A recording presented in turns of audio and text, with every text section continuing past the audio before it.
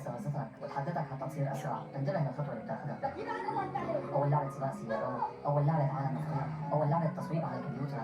انا درست الجبت الجديد ورجعت لعبه العاب الماضي، وابدا مو بسبب الحنين او النوستالجيا مثل ما الناس بتسميها، بل لانها العاب احترمت العالم.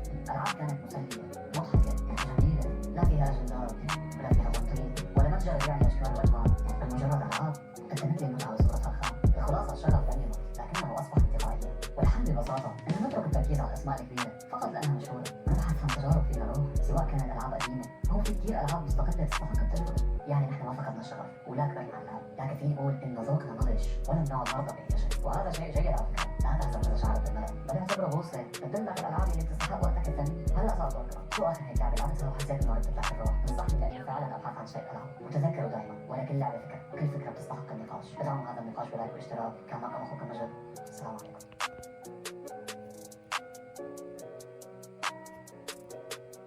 عند عودتي لسوريا بعد غياب 14 سنة وجدت علبة قديمة مليئة بالألعاب، وحرفيا اللي بداخلها هو تاريخ متكامل. لكن لألعبها كنت بحاجة لبي سي قديم واللي عمره 20 سنة، لكنه يشتغل بصعوبة 10 محاولات. بآخر مرة فقط استطعت أجرب الألعاب المثبتة عليه، فحتى قارئة أقراصه معطلة، وهالأمر فعلا أزعجني، ولذلك نويت أصلح البي سي فقط، والأهم إني أستغل زيارتي لسوريا بزيارة الأقارب.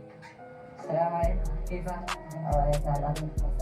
لكن أول ما جلست وجدت بي سي قديم آخر، فما استطعت أقاوم فتحه، فقال صار له 5 سنين خربان. من الداخل شعرت إنه أحدث بعدة سنوات من جهازي، وكان هالشيء واضح من اللوحة الأم. لكن أكثر شيء لفت نظري كان قارئة الأقراص، كانت شغالة عم تطلع شغالة شنو انتشر. وفعلا ما كذبت خبر، فكيت القارئة وحاولت أنظفها، لكن الخال فاجأني لما قال إنه عنده ضغط هواء.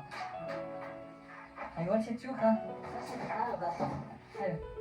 في كهرباء ليش؟ في هوا بالكون. يا عيني عليك. احنا جبنا كمبيوتر كله من هذا. والله هيك على زين. يا سلام. شايف احسنها؟ شو هذا بيجي عندك كده فرحة معطينا سواقه؟ طيب صار حتى صار خال وين الشاشة؟ ايوه هذيك اللي اخذتها من قبل. احتاج اصلح شيء واللعبه تشتغل احسن من الكمبيوتر القديم، فتعمل على 60 فريم بدقه عاليه، وحملتها من متجر الهاتف. ونعم كان صعب صدق في البدايه انها لعبه جوال، لكن هي الحقيقه واسمها وان ستيج، لعبه تقمص ادوار بعالم مفتوح ضخم، وكل سيرفر فيها يستوعب حتى 500 لاعب، فاللعبه عباره عن حياه واقعيه، وبستطيع اختار دور واقوم بمهامه، ان كان شرطي مسعف او رجل عصابات. واثناء المهمات قابلت لاعبين حقيقيين وتكلمت معهم صوتا وكتابه، قائد يوميا مع نظام شهر يحدد سمعتي في المدينه ويفتح ابواب مهمات جديده. والاحلى بالنسبه لي كان اضافه الراديو، فزاد متعه القياده، وبالامكان صنع كود خاص بي ودعوه الاصدقاء لكسب الجوائز. واذا استخدمت هذا الكود وصلت المستوى الثامن تحصلوا على 60,000 عمله داخل اللعبه، وباستخدام نفس الكود في الموقع تتحصل 10,000 اخرى، بالاضافه لوجود جوائز يوميه حصريه فقط على الموقع. تحملها من خلال الكيو ار كود بمسح الشاشه او من الرابط في الوسط. اما بالعوده للبي سي فكانت مشكلته الاساسيه في الاقلاع، فقلت لازم انزل السوق لاشتري شيء مهم. السلام عليكم. كيف حالكم؟ السلام. انا بدي معجون حراري. شكرا لك. في عندنا هاي النوعيه العاديه وفي عندنا هاي النوعيه. هذا قديش؟ هاي سعرها 35 هاي سعرها 200. هاي كم ونص؟ هلا هذول يعني من الأجوبة أو الشغلات الثقيلة يعني. هاي كم جرام؟ كيلو هاي تطلع. يعني أنا يمكن شي 3 بيت محطوط أكثر والله. مو كذا هاي بس هاي المادة. الله يسلمك. الله يسلمك معنا. واستغليت فرصة وجودي بالبيت وحيدها، فهي الطريقة الوحيدة اللي أستطيع أن أبقي إن كانت في أسفل. يا سلام، يا سلام على هذا المشهد.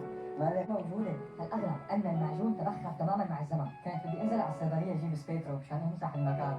ما في داعي معجون ما في. ومع ذلك أخذت منديل واستخدمته لأن هو الآخر لم يعمل، وقلت لعلي لو وضعته بمدخل آخر يشتغل، بس الأهم كانت إعادة الحياة لكرت الشاشة. فهو الآخر يستخدم مروحة صغيرة ومشتت حديدي، وكانت مثبتة ببرغيين، ولما فتحته وجدت كمية كبيرة من الأتربة. أما المعجون فكان موجود، لكن اتمنيت لو إنه تبخر، فجدا تعذبت بإزعاجه. هذا مو نشفان، هذا يابس صاير. والله بفهم إيه. وصرت أخيرا جاهز لأستخدم المعجون الجديد اللي حرفيا يكفي الحال، بس المصيبة أن أول نقطة خرجت منه كانت كلمات، واحتجت أفرغ منها قليلا حتى أصل لكثافة المعجون. أما المعالج فكسرت له كمية، فمعلش خليني أنتعش بعد سنين الجفاف. الحلو إني ما عم خاص وأنا عم أشتغل على البي، يعني أبي وإذا خرب يخرب. لا والله ما يفهم. أنا جرب الألعاب يا رجل، ولا جربهم كان لابد من سواقة الخال. وعلى فكرة هذه اللي كانت من الأنواع الجيدة، فإذا مكتوب عليها آرت كانت مساحتهم حوالي 1.5 ميجا. فالجهة السابقة كان عبارة عن حاوية معدنية طبع فيها الأشياء. وهيك كنت غيرت مكان كرت اليو اس بي لقيت معجون تحت التصديق. الله حي الخال. والله الشاشة صدقتني. طلعت تاتش عليهم. بس الأهم من كل هذا البي سي يشتغل من أول مرة، ما يعرف الجيم مثل المرة الماضية، لأن كمان في مشكلة ويندوز. خلينا نقول السريع. ايه خليني اول شيء اطمن. يا سلام حلو. حسيت انك امتحانك السوريان تمام حلو. لكن ويندوز بس كأنه ألوانها ميتة. ارفع. هالمرة البي سي أقلع بسرعة، معقول يكون السبب ببطء إقلاعه سابقا إنه ما في معلومات عن المعالج؟ يعني المشكلة ما بعرف جواب هيك سؤال لأن أول مرة بتصير معي. قلت بما إنه الأمور سلسة فخليني أصلح مكبرات الصوت، فعند بفلات أذكر إنه صوتهم رائع، لكن الدرامز تبعهم ضعيف. بصير هذا الحين